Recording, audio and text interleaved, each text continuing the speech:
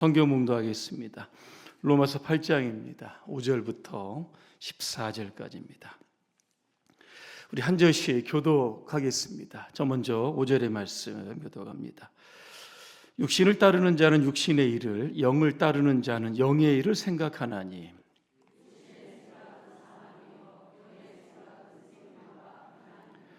육신의 생각은 하나님과 원수가 되나니 이는 하나님의 법에 굴복하지 아니할 뿐 아니라 할 수도 없습니다. 만일 너희 속에 하나님의 영이 거하시면 너희가 육신에 있지 아니하고 영에 있나니 누구든지 그리스도의 영이 없으면 그리스도의 사람이 아니라.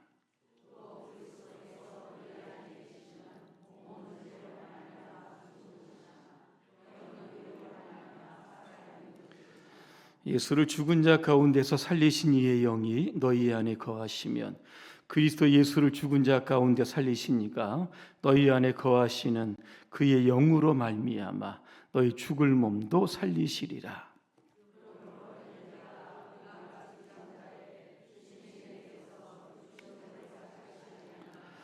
너희가 육신대로 살면 반드시 죽을 것이로되 영으로서 몸의 행실을 죽이면 살리니 무릇 하나님의 영으로 인도함을 받는 사람은 곧 하나님의 아들이라. 아멘. 오늘 두 종류의 사람이라고 하는 주제로 말씀드리겠습니다. 할렐루야. 아멘. 분과 인사하겠습니다. 성령의 사람이 됩시다. 지난주 수요 설교 제목 기억하십니까? 모르시는 분들. 성령의 법을 따라 삽시다.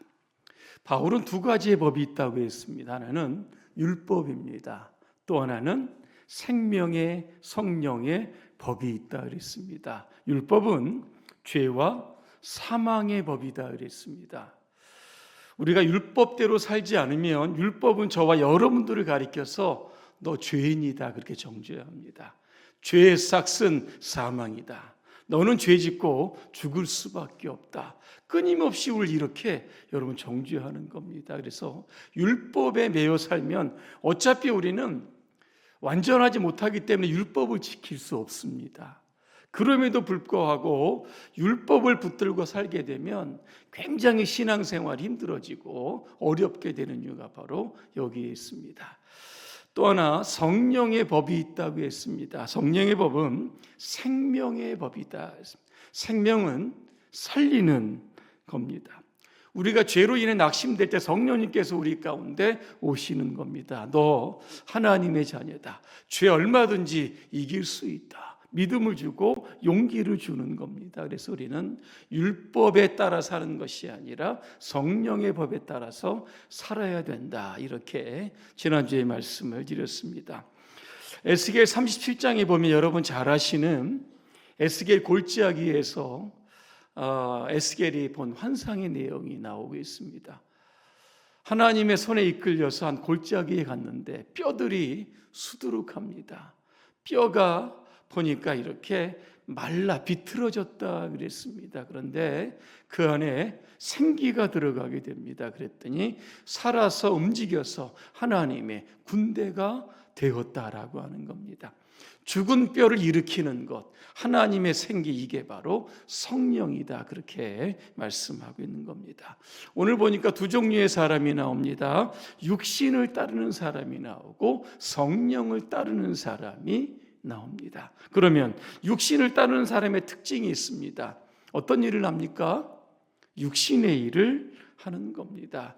육신이 뭘까 보니까 우리의 이 몸뚱아리, 이거를 육신이라고 할 수 있지만 좀 더 확장해 보면 우리가 하나님을 떠나서 세상으로 향한 모든 것을 가리켜서 오늘 육신이다 그렇게 우리가 정의할 수 있는 겁니다.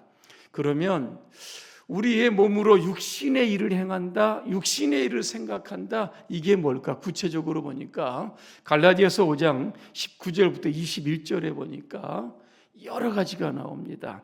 음행과 더러움과 방탕과 우상 숭배와 마술과 원수 맺음, 다툼, 시기, 분냄, 분쟁, 분열, 파당, 질투, 술 취함과 흥청망청 먹고 마시는 노름, 그와 같은 것들이라 그랬습니다.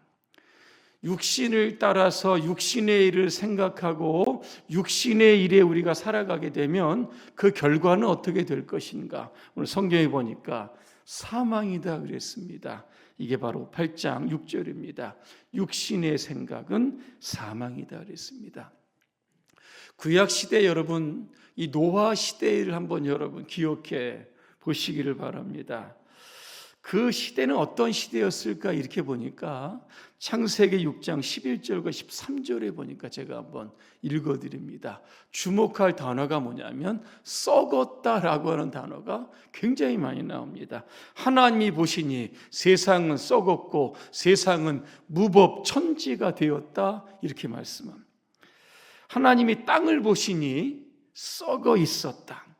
살과 피를 가지고 있는 땅 위에 있는 사람들의 삶이 속속히 썩어 있었다. 또 이렇게 표현하고 있습니다. 하나님이 노아에게 말씀하셨다. 땅은 사람들 때문에 무법천지가 되었고 그 끝날이 이르렀으니 내가 반드시 사람과 땅을 멸하겠다 그랬습니다. 이 썩었다는 게 뭘까?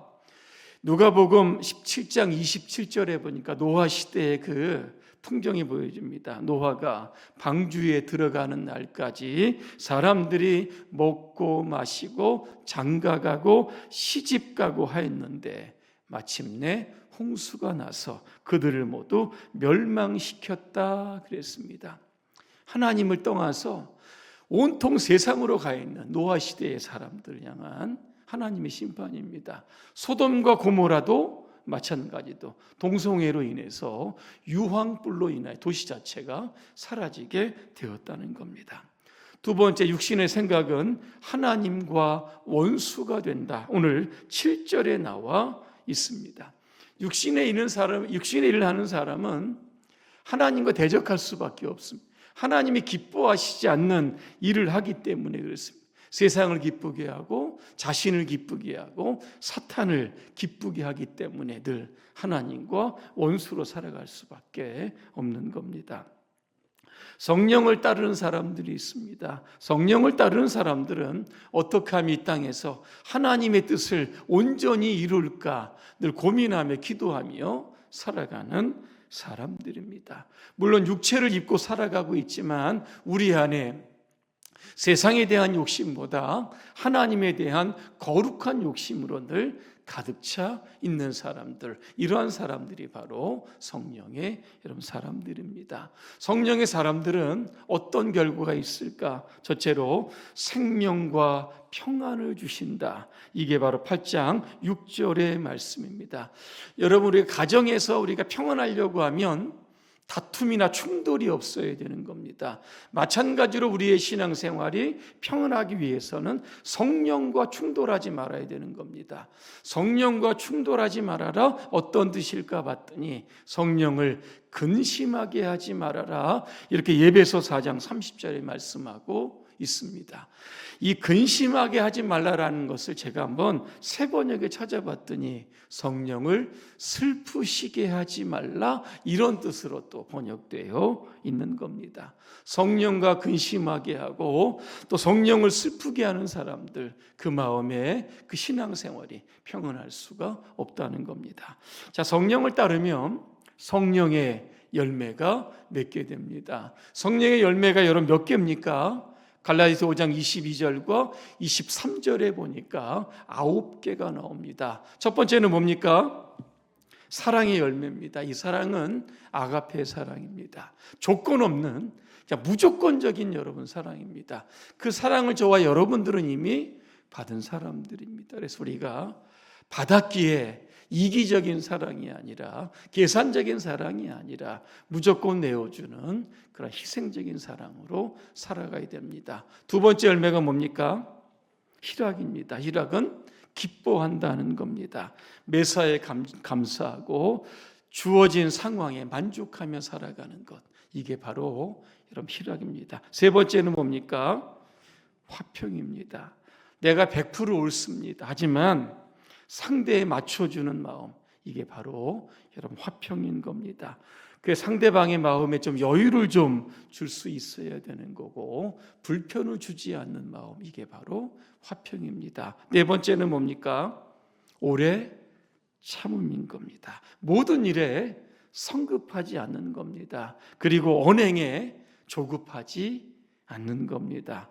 순간적인 실망을 하지 않는 마음이고, 고통과 환난이 있어도 끝까지 참아내는 마음, 이게 바로 오래 참음입니다. 다섯 번째는 뭡니까?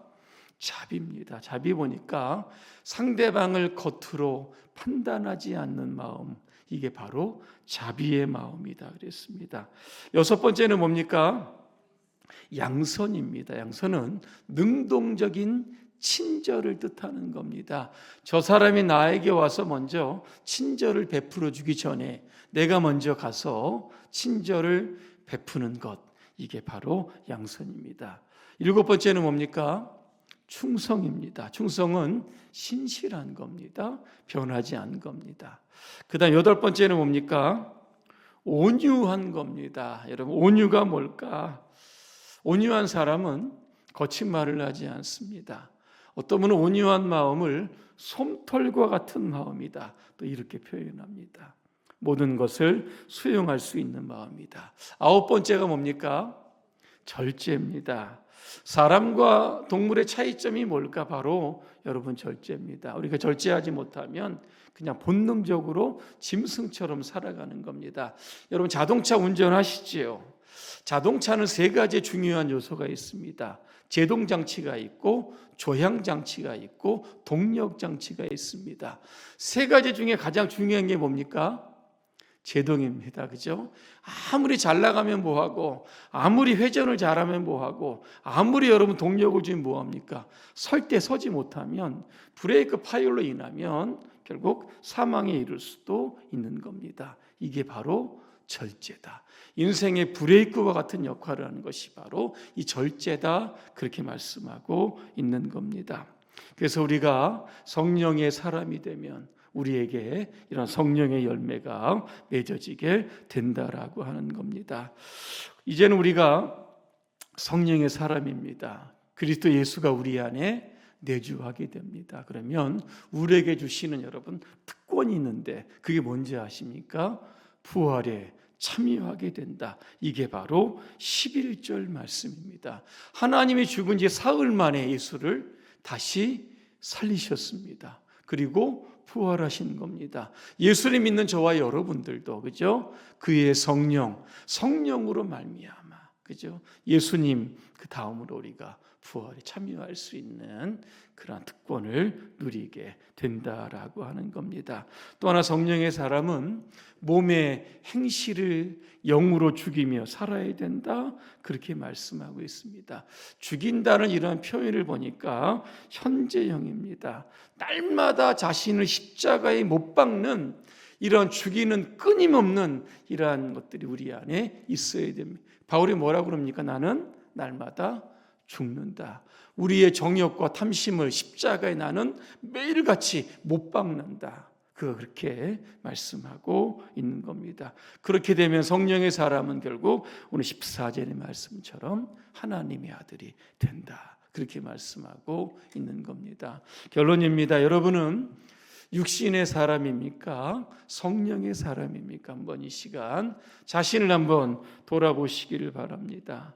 그것을 분명하게 구별할 수 있는 한 가지 기준이 있다고 하면 여러분의 삶에 나타나는 아마 열매일 겁니다.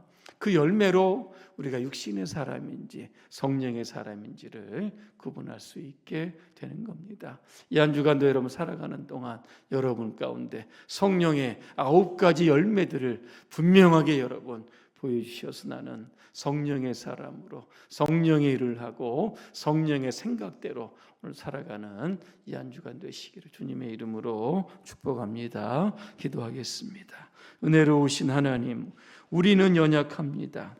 죄의 유혹에 넘어갈 때가 있습니다. 그때마다 성령님 우리를 붙들어 주시옵소서. 하나님의 자녀로 당당하게 살아갈 수 있도록 우리를 인도하여 주시옵소서. 예수님의 이름으로 기도합니다. 아멘.